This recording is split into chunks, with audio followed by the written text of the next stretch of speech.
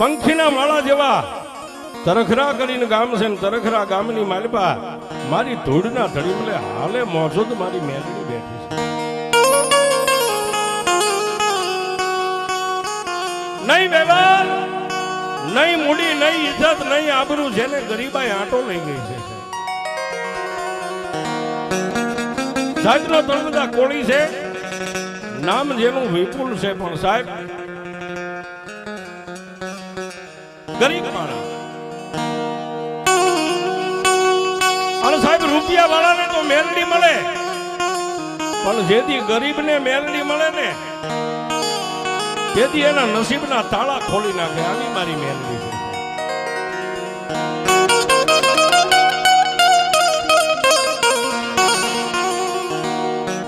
જેને ગરીબાઈની મારી પાસે મેલડી મળીને માં મેલડીનો જેને પાલવ પકડી લીધો એવા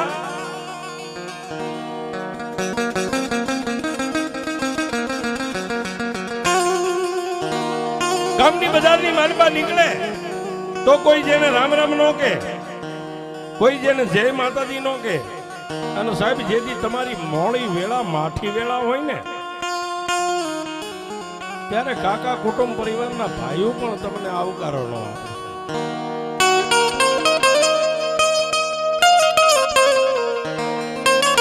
આવા તરખરા ગામની બજારની માલપા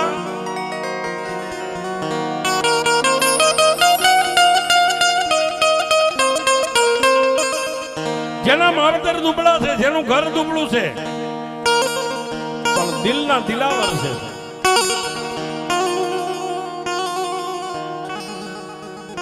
પણ એક ધોળીનો ધડીમલો અવાવરું મકાન જ્યાં પડેલા સાહેબ પડીને પટ થઈ ગયેલા, એક ધોળીનો ધડીમલો, એક માં મેલડીનું 3 પાંખડું, એક સિંદૂરનું તાણેલું તીરસું રહી ગયું.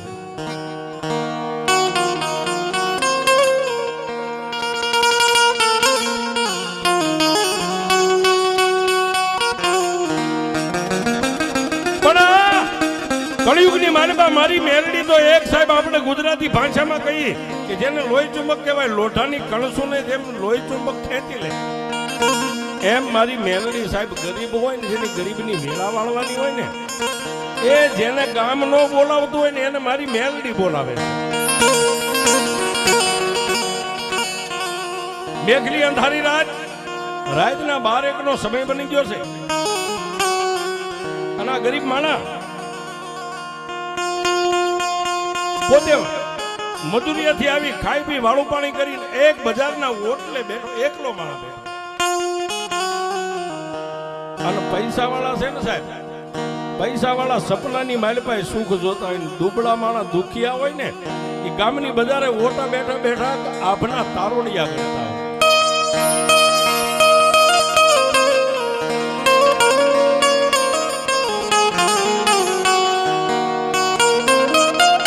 જેનો દુબળો દેહ, એકલવાયું શરીર બેઠા બેઠા વિચાર કરે શું કરવું, શું ન કરવું, ક્યાં જાવ, ક્યાં ન જાવ. આના મનની માલપા આ વેદના છે. આ વેદના ગામની માલપા તરખરામાં કોઈ નથી સાંભળતું, પણ પડીને પટ થઈ ગયેલા મકાનના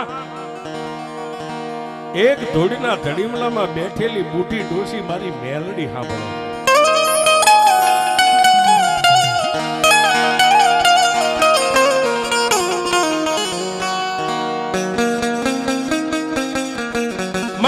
માલપા એટલો વર્તો ને રાતના 1-1.5 નો સમય થયો એટલે કાળા માથાનો માનવી બેહીને એકલવાયો જેનો દેહ છે એ એકલો માણસ છે. ગામની બજારની માલપા કૂતરું ભાંગતું બંધ થઈ ગયું એટલે એમ થઈ ગયું હવે હોઈ જાવ. પોતાના સાજલ સાબરે પોતાના ગરીબ આંગણે જઈ અને પોતાના દેહને ખાટલાની માલપા પથારીમાં લંબાવે. એ આંખ મળે ન મળે, નિંદ્રા દેવી આવે ન આવે, બે આંખોના પલ્લા બંધ થયા, નિંદ્રને આધીન માણા બન્યો અને ધૂળના ધડીમલાની માલપાથી મારી મેલડી નીકળી.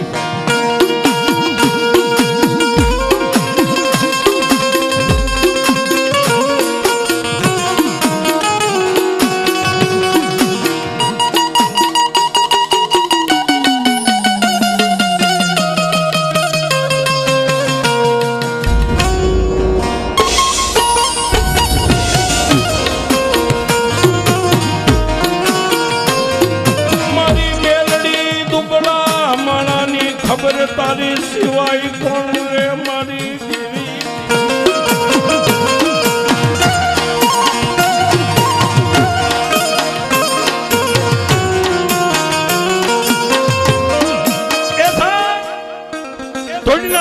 ગળીમલાની માલપાથી હવા વેદની નાગણી બની અને તરગરા ગામની ઊભી બજારમાં ધીમે ધીમે ધીમે ધીમે ક્યાં જાય દુબળો માળા નિંદ્રાને આધીન બન્યો છે. નિંદર આવે ન આવે પોતાના જે દિશાએ જેનું વસીકું હતું ખાટલાના પાયે જઈ અને મારી મેલડી જીભના લબકારા કરી હવા વેદની નાગણી પાવલી જેવડી ફેણ માંડી અને વિચાર કરે આને કેમ જગાડું, આને કેમ અવાજ કરું, આને કેમ બોલાવું.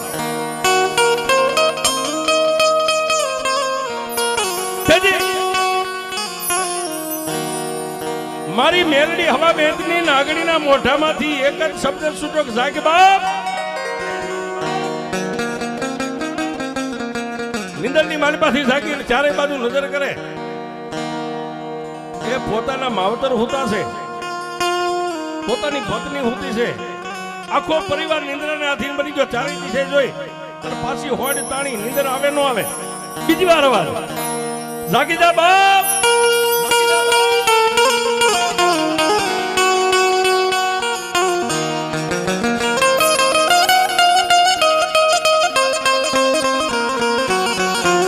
પોતે નિંદ્રાનો ત્યાગ કરી ખાટલા પરથી નીચે ઉતરી અરે સાહેબ ઠેઠ ડેલી સુધી જઈ દરવાજો બંધ ડેલી ખોલી બજારમાં નજર કરી કોઈ માણા ન દેખાય. પાછા આવી અને ખાટલાની મારી પાસે દેહને લંબાવી નિંદ્રાને આધીન બને ન બને ત્યાં મારી મેલડીએ ગેબી અવાજ કર્યો જાગ મારા વિહામાં જાગ બાપ. એ પછી સાહેબ બે આંખું બંધ છે અને પોતે તમામ શક્તિ ભેગી કરીને એટલું કીધું કોણ કોણ બોલે. હા મેં મારી મેલડીએ વળતો જવાબ આપ્યો રાતના 2 વાગે બીજું તો કોણ બોલે. દુબળા માણાની દેવ હું મેલડી બોલું છું બા.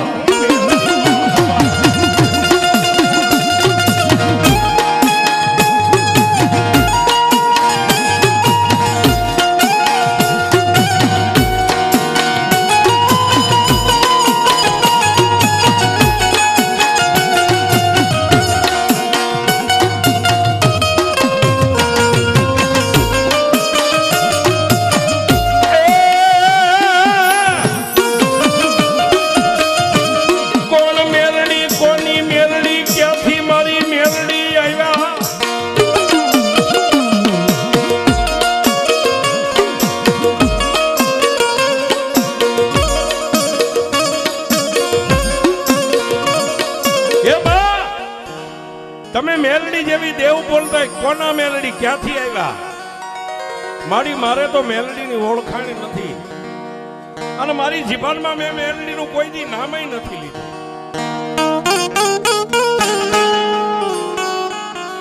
તેથી વળતો જવાબ મારી મેલડી આપ્યો કે કાળા માથાના માનવી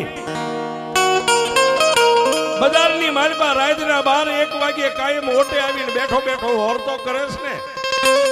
મારી માઠી વેળા મારો દુબળો સમય એ હારાના ગાડે તો હવ બેહે પણ જો તારી જેવા દુબળાના ગાડે નો બેહું તો મને કળિયુગના રાજા મેલડીને કોણ માને.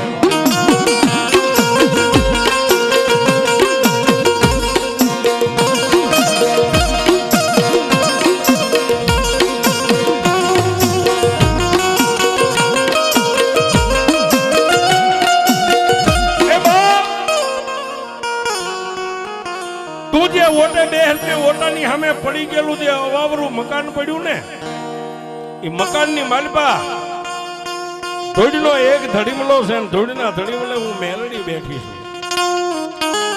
એ તારી આંખમાંથી ઓછિયાળું ઓહડું પડે હું મેલડી કાયમ જોઉં છું.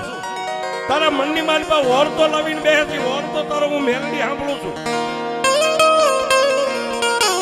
લઈ લે એકવાર મારી મેલડીની માળા તારા હાથમાં લઈ લે અને દુનિયામાં તું લાંબી આંગળી કર. એ તારી લાંબી આંગળી થઈને જો દુનિયામાં ભાવમાં ભાઈતું પાડી દઉં તો ધોડીના ધડીમલાની મેલડી પાડી દઉં.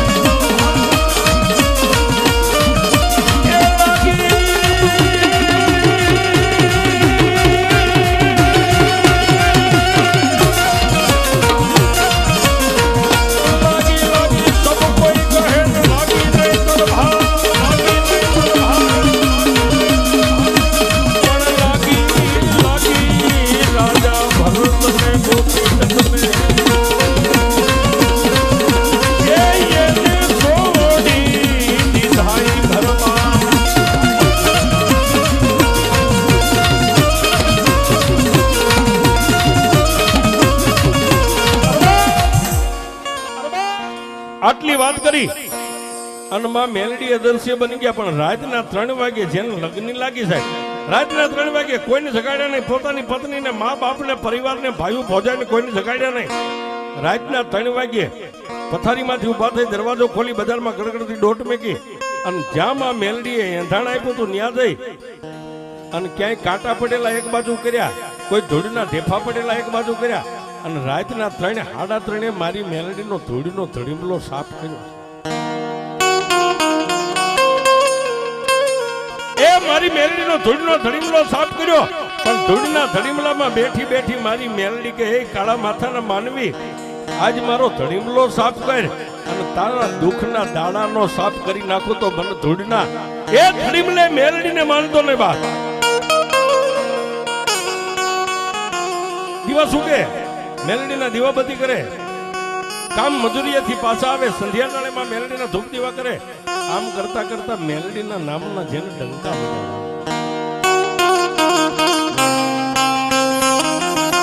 એ આજની તારીખમાં સાહેબ આ કળિયુગની માલિપા, કોઈ તરખરાની માલિપા જાઓ અને એમ જો ધૂળના ધડીમલે મેલડીના પારે જાવું છે, કાળા માથાના માનવી આંગળી ચીંધે. પણ સાહેબ એ આજે હજારો માણા આવે અને હજારો માણાના દુઃખના દારીદર પિયાલો કરીને મારી ધૂળના ધડીમલે મેલડી પીવે બા. પણ કેવી મેલ, નિર્ધનિયાને ધન આપે, રગત પીઠિયાને કોટ મટાડે, આંધળાને આંખો આપે ને વાંધિયાને જેને છેર માટીની ખોટ હોય. આજ દરખરા ગામના ટીમે મારી ધૂળના ધડીમલે બેઠેલી એ જેના ખોડી આવે એટલે આજ જેને કલ્પેશ ભુવાના દિલ્હી સુધી ડંકા વાગે એ મારી કલ્પેશ ભુવાની કાળી નાગણી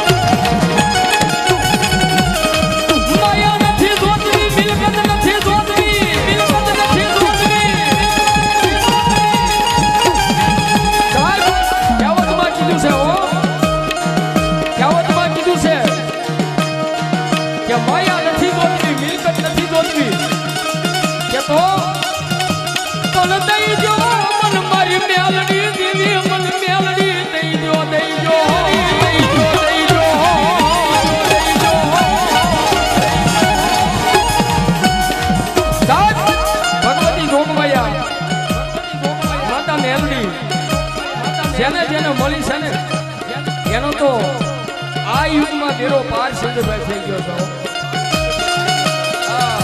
જેને જેને મેરડી મળી છે એના કળિયુગની માલિક મારી મેરડીએ બેરો પાર કરી દીધો છે. પણ બાબા મેરડી દેવ કે એકવાર કોઈ મારો બની ગયો હોય ને મારો આશા દિલથી તો મને મેરડીને માનતો ને એકવાર મારો બની ગયો હોય.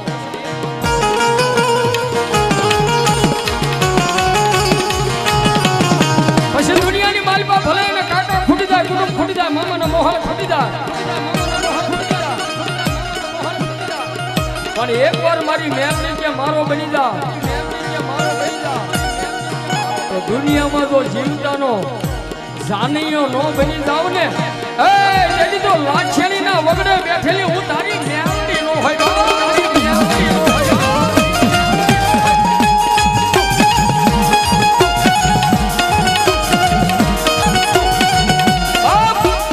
જીવતાનો મારી મેરડી કે હું જાનીઓ બની જાવ, પણ જેથી જગતમાં તારું કોઈ નો તું એકલો હોય ને અને તેથી આ લોક છોડીને પલોટને મારી પાસે તારો આત્મો આવ્યો જાય અને દુનિયામાં તારું કોઈ ન હોય ને એ મરી ગયા પછી ભલામણા શમશાન સુધી તો તારો કાંઠિયો ન બની જાવ ને તેથી તો જગતની માલિકા હું માતા મેલડીનો બેઠ્યો હોય બા મેલડીનો બેઠ્યો હોય બા મેલડીનો બેઠ્યો હોય બા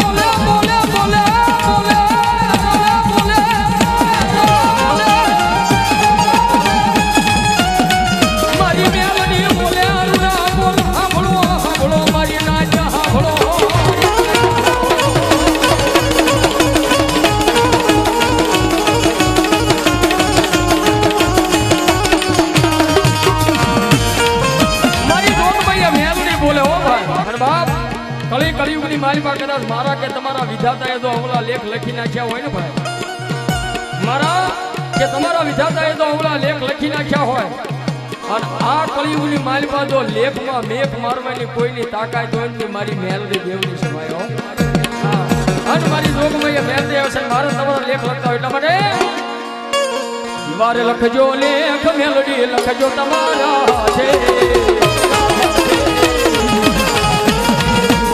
વાર લખજો લેખ મેલડી લખજો તમારા છે મેરે છોડું જીવન મેલડી મારી પાસે